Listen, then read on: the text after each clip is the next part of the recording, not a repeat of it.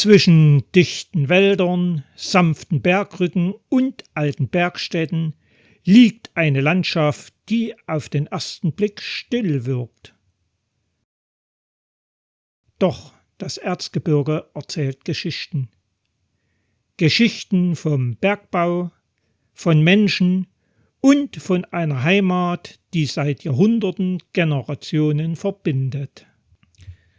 Das Erzgebirge zählt zwar zu den am dichtesten besiedelten Mittelgebirgen Europas, umso erstaunlicher ist es, dass man hier unzählige Wanderwege, stille Waldpfade, weite Ausblicke und romantische Täler findet. Es gibt Touren für Familien, für Genusswanderer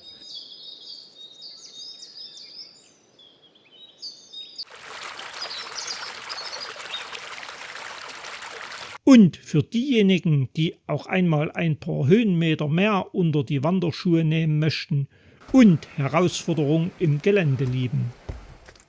Vielleicht kennt ihr unser Erzgebirge aus eigener Erfahrung. Vielleicht habt ihr den einen oder anderen Ort in meinen Filmen wiedererkannt. Doch wie sehen andere Menschen unser Erzgebirge? Ich komme ja aus dem Rheinland und genauer wohne ich so ziemlich am westlichsten Punkt Deutschlands. Das ist im Selfkant.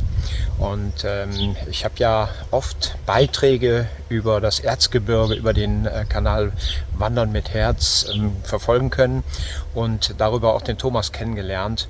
Und ich bin mir sehr sicher, dass einer meiner nächsten Besuche oder Urlaube im Erzgebirge sein wird. Ich freue mich drauf. Natürlich freue ich mich darüber, wenn sich Menschen bereits im Vorfeld so intensiv mit unserer Heimat beschäftigen. Mich würde deshalb interessieren, was verbindet ihr persönlich mit dem Erzgebirge?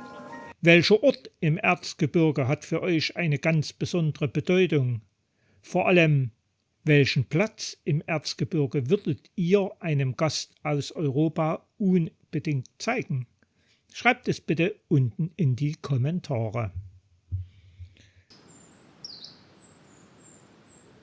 Dass ausgerechnet unser Erzgebirge Gastgeber der Europäischen Wanderwoche Eurando 2026 und gleichzeitig des Deutschen Wandertages sein darf, ist für unsere Region eine besondere Auszeichnung und erfüllt uns mit Stolz. Zumal es die erste derartige Veranstaltung zweisprachig ist. Im September 2026 werden auf deutscher und tschechischer Seite tausende Wanderfreunde erwartet. Zentrum der Veranstaltung sind Oberwiesenthal, Božidar und Lučná pod Klinovetcem. Für eine ganze Woche rückt damit unser Gebirge, unsere Grenzregion, in den Mittelpunkt der europäischen Wandergemeinschaft. Eurando selbst blickt bereits auf eine über 25-jährige Geschichte zurück. Die erste Veranstaltung fand im Jahr 2001 statt. Seitdem wird sie im Abstand von 5 Jahren jeweils in einem anderen europäischen Land ausgerichtet. Doch Eurando ist weit mehr als eine große Wanderveranstaltung. Sie verfolgt 3 Ziele: den ländlichen Raum und seine Natur zu bewahren, Geschichte und Tradition lebendig zu halten und Menschen aus ganz Europa miteinander ins Gespräch zu bringen. Wenn ihr mich fragt, ist genau dieser letzte Gedanke der schönste. Dass Menschen unterschiedlichster Nationen gemeinsam auf denselben Wegen unterwegs sind, miteinander ins Gespräch kommen und dabei vielleicht feststellen, dass sie viel mehr verbindet als trennt. Und wo könnte dieser Gedanke besser passen als hier im Erzgebirge? Seit Jahrhunderten gehört die Grenze zu dieser Landschaft, doch sie trennt längst nicht mehr das, was Menschen gemeinsam erleben möchten. Unser Erzgebirge erzählt Geschichten, die Geschichte des Bergbaus, die Geschichte der Bergstädte. Die Geschichte einer Landschaft, die heute als UNESCO-Welterbe Montanregion Erzgebirge Krušnohoří weit über die Grenzen Sachsens hinaus bekannt ist. Wo einst Silber, Zinn und andere Bodenschätze gefördert wurden, entstanden Städte, Kirchen, Hammerwerke, Schlösser und Burgen. Viele dieser Zeugnisse prägen das Landschaftsbild bis heute und machen jede Wanderung zu einer kleinen Reise durch die Geschichte. Genau diese Verbindung aus Natur, Kultur und jahrhundertealter Tradition macht den besonderen Reiz unserer Region aus. Für die Menschen, die hier leben, bedeutet Heimat oft noch etwas anderes. Blick auf, ihr Leid. Das Erzgebirge ist meine Heimat. Und die Wälder, der Berg, die Menschen und unser Spruch, das liegt mir am Herzen. Seien wir doch mal ganz ehrlich, hinter jeden Felsen steckt doch ein Geheimnis.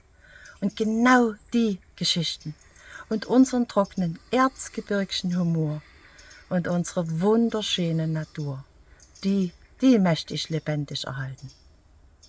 Ich bin die Ines, die Geschichtenerzählerin aus dem Erzgebirge. Neben geführten Wanderungen werden individuelle Routen in unterschiedlichen Schwierigkeitsgraden angeboten. Hinzu kommen Ausflüge zu technischen Denkmalen, Naturattraktionen und historischen Orten. Am Abend laden Konzerte, regionale Spezialitäten und kulturelle Veranstaltungen dazu ein, den Wandertag gemeinsam ausklingen zu lassen.